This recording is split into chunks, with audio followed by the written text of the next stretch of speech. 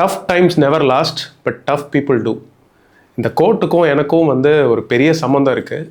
அதை நான் கதை சொல்ல சொல்ல உங்களுக்கு அது புரியும். என்னோட பேர் சுரேஷ் ராதாகிருஷ்ணன். நான் பொள்ளாச்சிங்கிற ஒரு சின்ன நகராட்சியில் பிறந்து வளர்ந்தேன். எனக்கு இனிஷியலாக என்ன ட்ரீம் இருந்ததுன்னா, நான் ஊரை விட்டு வெளியில் வந்து யூஎஸ்ல போய் ஒரு 10 வருஷம் இருந்து நல்லா சம்பாரிச்சுட்டு ஊரில் வந்து ஒரு எக்ஸ்பீரியன்ஷியல் லேர்னிங் ஸ்கூல் ஆரம்பிக்கணும் அப்படிங்கிற ஒரு மைண்ட் செட் இருந்தது. வேலையை விட்டுட்டு பிஸ்னஸ் ஆரம்பித்தேன். முதல் தடவை தொழில் பண்ணும்போது யாரும் என்கரேஜ் பண்ண மாட்டாங்க. நமக்கு தொழிலுக்கு பணம் தேவைன்னா பேங்க்ல உடனே பணம் கிடைக்காது. பிரைவேட் லெண்டர்ஸ்ட்டு போய் வட்டிக்கு பணம் வாங்குவோம். ஒரு 5 லட்ச ரூபா கடன் வாங்கினா காலத்துக்கும் நம்ம வந்து வட்டி தான் கட்டிட்டு இருப்போமே தவிர அந்த பிரின்சிபல் அசல் பணத்தை வந்து நம்ம திரும்ப கட்டவே முடியாது. இந்த மாதிரி ஒரு சுழற்சியில் நான் ஒரு 5 வருஷம் எனக்கு ஓடிச்சு. தொழில் ஆரம்பிச்சிங்கன்னா நம்மளை சுற்றி இருக்கிறவங்க எல்லாம் நம்ம எப்போ கீழே விழுவோம், நான் அன்னைக்கே சொன்னேன்லன்னு சொல்றதுக்கு நிறைய பேர் காத்துட்டு இருப்பாங்க.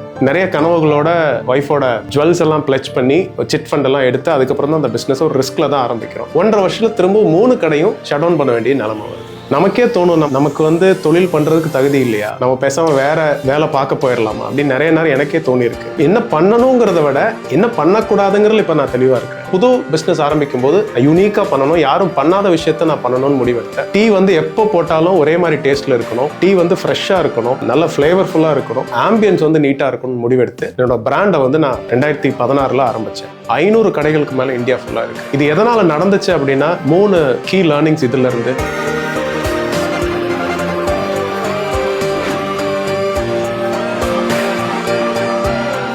சின்ன வயசில் வந்து ரொம்ப இன்ட்ரோவர்ட்டான ஒரு பையன், சத்தமாக பேச மாட்டேன். ஒரு 10 பேருக்கு முன்னால் பேசணும்னா கால் உதறும். நிறைய பேரை போலவே நானும் இன்ஜினியரிங் முடித்து ஒரு ஐடி வேலைக்கு வந்து சேர்ந்தேன் சென்னையில். அப்போ அது வரைக்கும் நான் வந்து எந்த ஒரு ஊர்லேயுமே போய் ஒரு வாரம் தங்கினதில்லை. என்னோடய சொந்த ஊரை தாண்டி நான் வெளியூரில் இருந்ததே இல்லை. எனக்கு வீட்டை விட்டு வெளியில் வந்ததே ஒரு ஹோம் சிக்காக இருந்தது அந்த நேரத்தில். பட் ஆனால் இந்த ஊரை விட்டு வெளியில் போயிடணும், எனக்கு எக்ஸ்போஷர் வந்து நல்லா இருக்கணுங்கிற ஒரே காரணத்துக்காக நான் வந்து கேம்பஸில் செலக்ட் ஆகி ஐடி ஜாபுக்கு வந்தேன். நல்ல வேலை, நல்ல சம்பளம், தொடர்ந்து வந்து நிறைய ஆஸ்பிரேஷனோட அந்த வேலையை பண்ண ஆரம்பித்தேன். எனக்கு இனிஷியலாக என்ன ட்ரீம் இருந்ததுன்னா, நான் ஊரை விட்டு வெளியில் வந்து யூஎஸ்ல போய் ஒரு 10 வருஷம் இருந்து நல்லா சம்பாரிச்சுட்டு ஊரில் வந்து ஒரு எக்ஸ்பீரியன்ஷியல் லேர்னிங் ஸ்கூல் ஆரம்பிக்கணும் அப்படிங்கிற ஒரு மைண்ட் செட் இருந்தது. பட் வேலை செய்ய ஆரம்பித்ததுக்கப்புறம் ரொம்ப மொனட்டனஸாக மாறினதுனால அப்போ நிறையா வந்து புக்ஸ் படிக்க ஆரம்பித்தேன். நிறைய பிஸ்னஸ் ரிலேட்டட் மேகசைன்ஸ் புக்ஸ் படிக்க ஆரம்பித்தோடனே எனக்கு வந்து பிஸ்னஸ் ஆரம்பிக்கணும் அப்படிங்கிற புரிதல் வந்துச்சு. அதுக்கு முன்னால் வரைக்கும் பிஸ்னஸ்னால் பணம் பண்ணுறதுக்கான ஒரு மெத்தட் அப்படிங்கிறது மட்டும்தான் எனக்கு மைண்டில் இருந்தது. இந்த புக்ஸ் எல்லாம் படித்ததுக்கப்புறம் business is not just about making money, business is about creating wealth for yourself and for others and to create stable jobs. இந்த ஒரு புரிதல் வந்ததுனால நான் ஒரு ஸ்கேலபிளான பிஸ்னஸ் பண்ணணும்னு முடிவெடுத்தேன். வேலையை விட்டுட்டு பிஸ்னஸ் ஆரம்பித்தேன். எந்த ஒரு சப்போர்ட்டும் வந்து சுற்றி இருக்கிறவங்கள்ட்ட இருந்து கிடைக்கல. நிறைய பேர் முதல் தடவை தொழில் பண்ணும்போது யாரும் என்கரேஜ் பண்ண மாட்டாங்க. கம்ஃபர்டபுளான விஷயம் கிடையாது தொழில் பண்ணுறது. நல்ல வேலையில் இருக்க, நல்ல சம்பளம் வருது, இதை விட்டுட்டு பிஸ்னஸ் பண்ண போறியே அப்படிங்கிற ஒரு பேச்சு தான் இருந்து. பட் அதெல்லாம் தாண்டி நான் பிஸ்னஸ் ஆரம்பித்தேன். என்னோட கோல் ஒரு 5 இயர்ஸில் வந்து நான் ஒரு லக்ஸரி கார் வாங்கிடணும் அப்படிங்கிற ஒரு கோல் தான் செட் பண்ணி பிஸ்னஸ் ஆரம்பித்தேன். நல்லா போயிட்டு இருந்தது. 2-3 இயர்ஸ் நான் நல்லா பண்ணோம். ஒரு ஐடி ட்ரைனிங் இன்ஸ்டியூட் ஆரம்பித்தேன். பட் 3 வருஷத்துக்கு அப்புறம் நிறைய ஃபெயிலியர்ஸ் வர ஆரம்பிச்சிச்சு, நிறைய சேலஞ்சஸ் வர ஆரம்பிச்சிச்சு. பிஸ்னஸை ஒரு கட்டத்துக்கு மேலே ஸ்கேல் பண்ண முடியலை. ஒரு பிஸ்னஸ் மாடல் எந்த அளவுக்கு முக்கியங்கிறதே எனக்கு அப்போ தான் ஃபெயிலியர் வர தான் எனக்கு நான் கற்றுக்கிட்டேன். நான் இந்த 3 லெசனை வந்து அந்த ஃபெயிலியர்லேருந்து ஒரு பெரிய லெசனாக வந்து நான் அது எனக்கு புரிஞ்சுது. இந்த 3 லேர்னிங்ஸ் வந்து எனக்கு அந்த பிஸ்னஸ் கொடுத்துச்சு. First, unstructured loans. நமக்கு தொழிலுக்கு பணம் தேவைன்னா பேங்க்கில் உடனே பணம் கிடைக்காது. நம்ம வந்து ப்ரைவேட் லெண்டர்ஸ்ட்டு போய் வட்டிக்கு பணம் வாங்குவோம். நம்ம வாங்கும்போது என்னென்னா ஒரு 2% பர் மந்த் இன்ட்ரெஸ்ட்னா ஒரு 24%. ஒரு 5 லட்ச ரூபா கடன் வாங்கினா ஒரு 10,000 ரூபா நம்மளால் மாதம் கட்ட முடியாதா அப்படிங்கிற ஒரு புரிதலில் கடனை வாங்கிடுவோம். ஆனால் காலத்துக்கும் நம்ம வந்து வட்டி தான் கட்டிகிட்டு இருப்போமே தவிர அந்த பிரின்சிபல் அசல் பணத்தை வந்து நம்ம திரும்ப கட்டவே முடியாது. இந்த மாதிரி ஒரு சுழற்சியில் நான் ஒரு 5 வருஷம் எனக்கு ஓடிச்சு. அந்த தொழிலில் வந்து நஷ்டமாகி ஒரு 18 லட்ச ரூபா கடன் இருந்த போதும் திரும்பவும் இதில் கொடுத்த இன்ட்ரெஸ்ட் இது எல்லாமே ஒரு பெரிய பர்டனாக மாறிச்சு. ஸோ நீங்கள் பிஸ்னஸ் ஆரம்பிக்கிறீங்கன்னா ஃபஸ்ட்டு அன்ஸ்ட்ரக்சர்ட் லோன் எடுக்காதீங்கன்னு சொல்லுவேன். அதாவது ப்ரைவேட் லெண்டர்ஸ்ட்டு பணம் வாங்காதீங்க, பர்சனல் லோன் இந்த மாதிரி லோன் வாங்குறது பெட்டராக இருக்கும். அடுத்து ஃபெயில் ஃபாஸ்ட் லேர்ன் ஃபாஸ்ட். இப்போ பிஸ்னஸில் வந்து பணத்தை தாண்டி நேரம் வந்து ரொம்ப முக்கியம். அது எனக்கு அந்த புரிதல் அப்போ தான் கிடச்சிது. ஒரு தப்பு பண்ணிட்டோன்னா நம்ம தப்பை அக்செப்ட் பண்ணிக்கிறதுக்கான சொசைட்டியில் நம்ம இல்லை. நீ வந்து ஃபஸ்ட் ரேங்க் தான் வாங்கணும், டாப்பராக தான் இருக்கணும்னு சொல்லி தான் நம்மளை வந்து நம்ம வளர்த்துருக்காங்க. So failures are never accepted. அப்போ நமக்கு வந்து பிஸ்னஸ் ஆரம்பிச்சிட்டோம், நம்ம சக்ஸஸ்ஃபுல்லாக தான் இருக்கணும், நம்ம ஃபெயிலே ஆகக்கூடாதுங்கிற ஒரு தாட் ப்ராசஸில் பிஸ்னஸ் ஆரம்பிக்கிறோம். அப்போ அந்த ஃபெயிலியர் அக்செப்ட் பண்ணாமல் பண்ண தப்பையே திரும்ப திரும்ப பண்ணுறது. பண்ண தப்பையே திரும்ப திரும்ப பண்ணால் அதே ரிசல்ட் தான் வரும், புது ரிசல்ட் வராது. So fail fast learn fast. தப்பு பண்ணியாச்சுன்னா அதுலேருந்து கற்றுக்கிட்டு நம்ம அடுத்து வந்து எப்படி வேகமாக அடுத்தடுத்த கட்டத்துக்கு போகிறோம் அப்படிங்கிறது 2வது லெசன். 3வது, பிஸ்னஸில் take business decisions and not emotional decisions. நான் சொன்ன மாதிரி ஒரு தொழில் ஆரம்பிச்சிங்கன்னா நம்மளை சுற்றி இருக்கிறவங்க எல்லாம் நம்ம எப்போ கீழே விழுவோம், நான் அன்னைக்கே சொன்னேன்லன்னு சொல்கிறதுக்கு நிறைய பேர் காத்துட்டு இருப்பாங்க. அப்போ அவங்களுக்கு பயந்து நம்ம தொழில் பண்ணுற மாதிரி இருக்கும். அப்போ அவங்கள பேஸ் பண்ணி நம்ம தொழிலில் வந்து டெசிஷன்ஸ் எடுக்கிற மாதிரி இருக்கும். அப்போ இமோஷனலான டெசிஷன்ஸ் எடுப்போம். பிஸ்னஸுக்கு எது தேவையோ அந்த பிஸ்னஸ் டெசிஷன் எடுக்கணும்.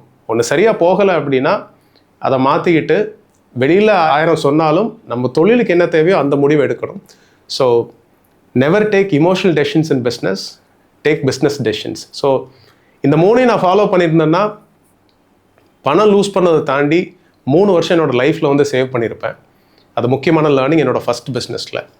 இப்போ இது இந்த பிஸ்னஸ் பண்ணி எனக்கு ஒரு 18 லட்ச ரூபா கடன் ஆயிடுது. பட் ஆனால் நான் திரும்பவும் தொழில் தான் பண்ணணும் அப்படின்னு முடிவெடுத்தேன். நிறைய ஐடியாஸ், நிறைய பிஸ்னஸ் மாடல்ஸ் எக்ஸ்ப்ளோர் பண்ணும்போது ஃபுட் அண்ட் பேவரேஜ் இண்டஸ்ட்ரியில் ஒரு தொழில் ஆரம்பிக்கணும்னு முடிவெடுத்தேன். புது பிஸ்னஸ் ஆரம்பிக்கும் போது நான் யூனிக்காக பண்ணணும், யாரும் பண்ணாத விஷயத்த நான் பண்ணணும்னு முடிவெடுத்தேன். அப்போது டீ வந்து எப்போ போட்டாலும் ஒரே மாதிரி டேஸ்ட்டில் இருக்கணும், டீ வந்து ஃப்ரெஷ்ஷாக இருக்கணும், நல்ல ஃப்ளேவர்ஃபுல்லாக இருக்கணும், அண்ட் கொடுக்குற இடம் ஆம்பியன்ஸ் வந்து நீட்டாக இருக்கணும்னு முடிவெடுத்து என்னோடய பிராண்டை வந்து நான் 2016 ஆரம்பித்தேன்.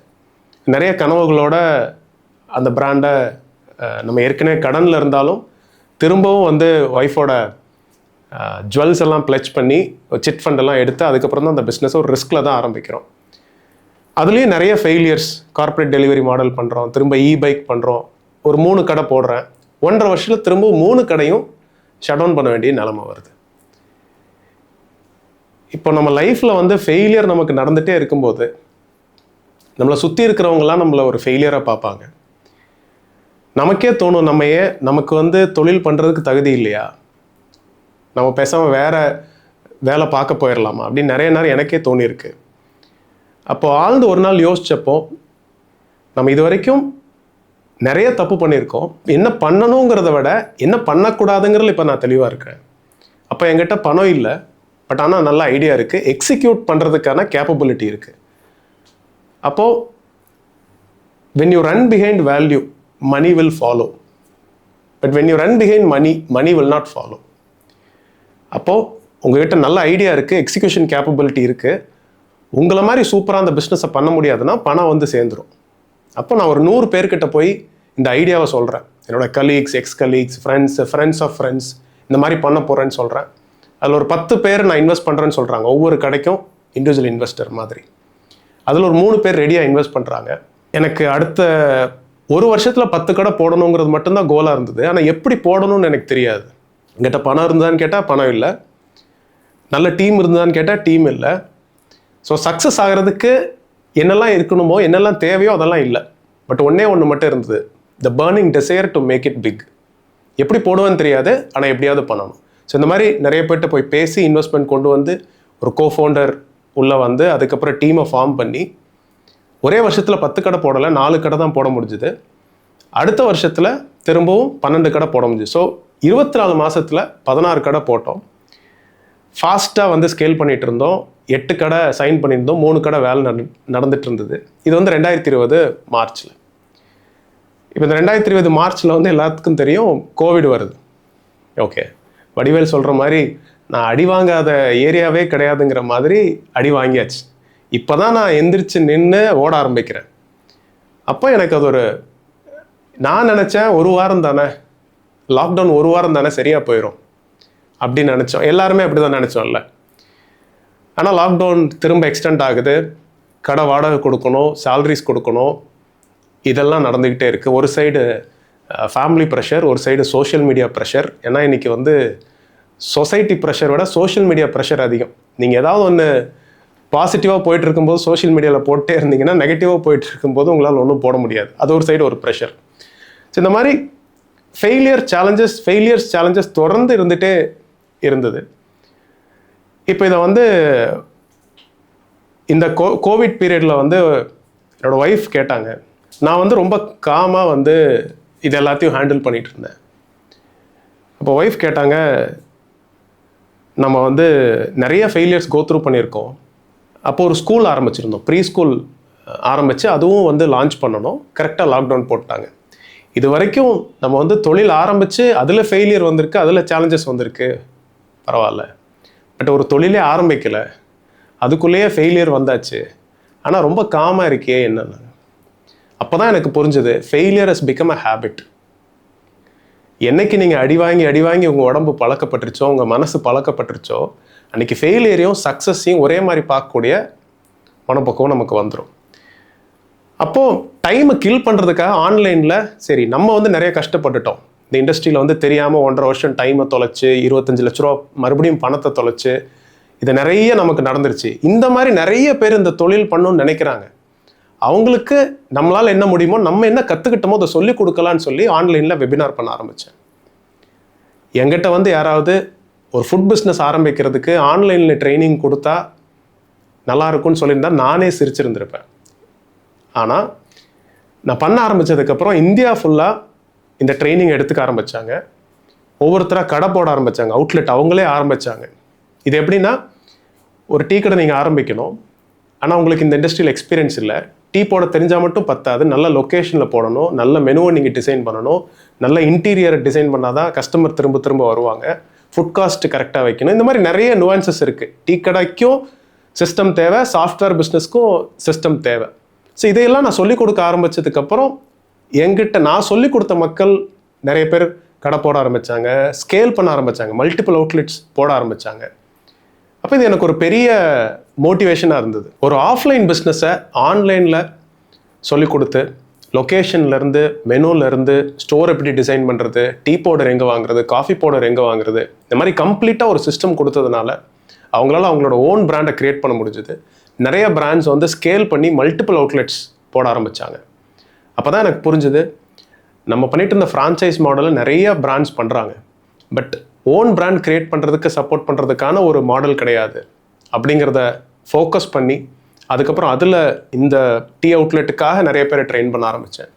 இன்றைக்கி வந்து 40,000 பேரை வந்து இந்தியா ஃபுல்லாக ட்ரெயின் பண்ணியிருக்கேன். 500 கடைகளுக்கு மேலே இந்தியா ஃபுல்லாக இருக்குது. இது எதனால் நடந்துச்சு அப்படின்னா 3 கீ லேர்னிங்ஸ் இதிலேருந்து. First focus.